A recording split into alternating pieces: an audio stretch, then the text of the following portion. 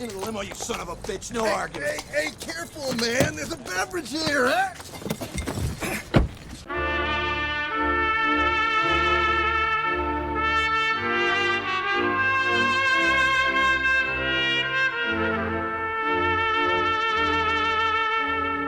You know, this could be a lot more complex. I mean, it's not just, it might not be just such a simple, you know? What in God's holy name are you blathering about? Well, I'll tell you what I'm blathering about. I've got information, man. New shit has come to light. And shit, man, she kidnapped herself. One feature of Trump's daily television show is that at some point he will say that until the invisible enemy compelled an extraordinary oppression of business and social life, we had the greatest economy in the history of the world. To call this a half-truth would be generous. We did have low unemployment and the stock market had high prices. However, the fact is that people were working harder for less than at any time in post-war America. The fact is that the middle class has, to a large extent, been destroyed over the last 40 years. At the same time, an ever-increasing share of total wealth has been consolidating in the hands of the few. This is part and parcel of the difficulties in the middle class. The more capital consolidates, the more risk-adverse it becomes. This stifles investment in innovation and production. In turn, this stifles growth. I also reject the underlying argument that the stock market is connected in a meaningful way to the nuts and bolts of business activity. That's the way it's supposed to be, but that's not the way it is. And that's not the way it has been for a long time. Our economy is a precarious architecture of easy credit, corrupt tax laws, stock buybacks, and derivatives. The prices in the stock market are merely a matter of the mathematics of all of the resulting monetary distortions. They are not a measure of true value. In the real economy, by which I mean the economy in which real people live, wages are stagnant, but the cost of housing, food, utilities, textiles, and medical care are all rising to the point of unaffordability. The only way this reality is connected to the stock market is that acquiring an ownership interest in a publicly traded business is increasingly unaffordable to most people. It is not a mere coincidence that this economy has very little relationship to capitalism, the theory. It is instead the product of how capitalism has always been practiced.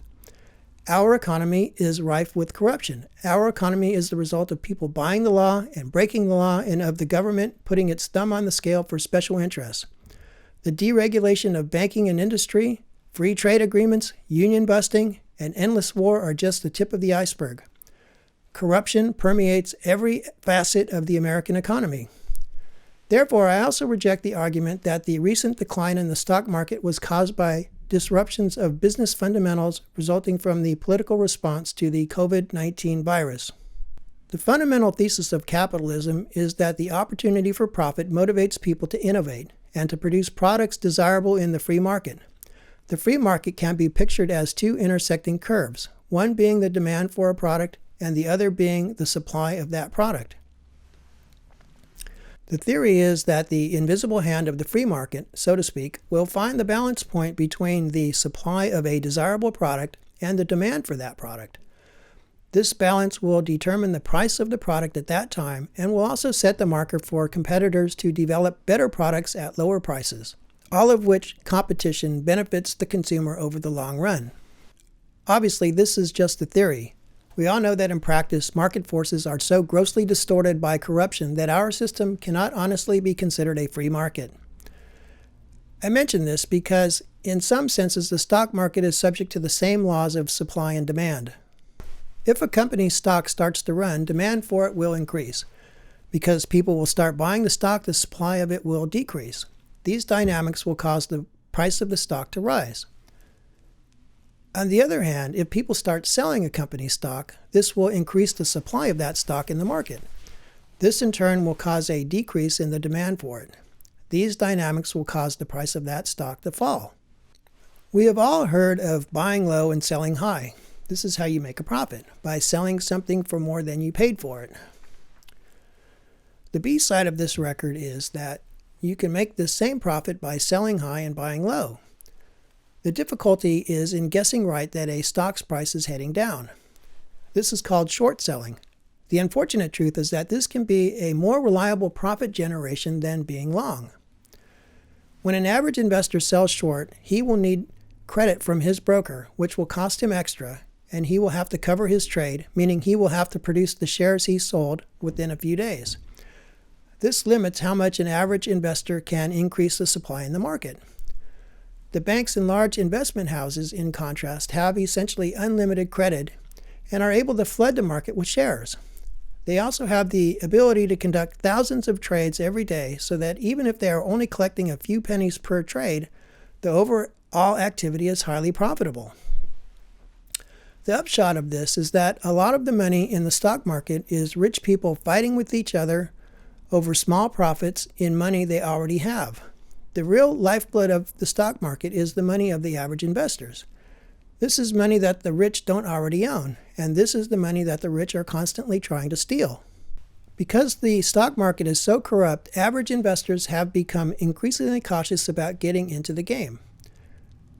They have to be motivated by greed to put their money on the table. If they see the stock market go up, their tolerance for the risk increases.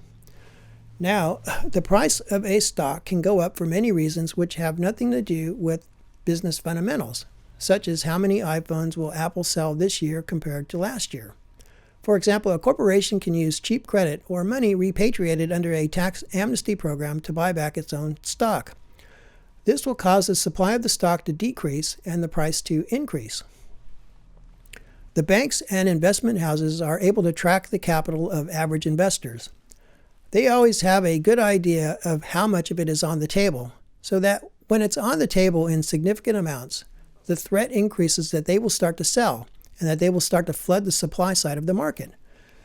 This will bring the price down, and at some point, many average investors will panic and sell. Once they've done this, in many instances, they will have bought high and sold low. The banks and investment houses, of course, are on the other side of that trade, having sold high and bought low. This means that they won. This process is intricate and is buried in thousands of lines of computer programming and millions of words of legality, but the game itself is not complicated. My suspicion is that the stock market did not crash because of economic disruptions caused by the government's response to the COVID-19 virus. My suspicion is that the stock market was crashed by the banks because these oppressions gave the banks camouflage for what they were waiting to do anyway. In conclusion, let me make 2 points. First, because of the bailout, this stock market episode will probably be short-lived. The government is backstopping nearly all potential defaults so that the wealth of the rich, the multinational corporations, and the banks will be preserved. To the extent that the stock market made sense mathematically before the political crisis, the odds are it will make the same sense once the business and social oppression is relieved. Second, there are a lot of reasons to be confident about America and to be optimistic about its future. We have tremendous natural and human resources, and we have great creativity and entrepreneurial spirit. However, the government is running out of credit and needs to increase revenue to pay down some of its debt. If people are not working and the tax laws are left as they are, with the principal burden being borne by the middle class, the revenue shortfall will be a problem sooner than later. We are in these circumstances because 40 years ago we started an experiment in neoliberalism, which included the ridiculous argument that if the rich and the corporations are taxed less, they will use the money they save in taxes to create jobs, and that these jobs will grow the tax base to pay down the government's debt. This experiment has been an abysmal failure, as history could have predicted. If we want to strengthen the middle class, we must spur investment in innovation and production, and we must increase taxes on the rich and the corporations.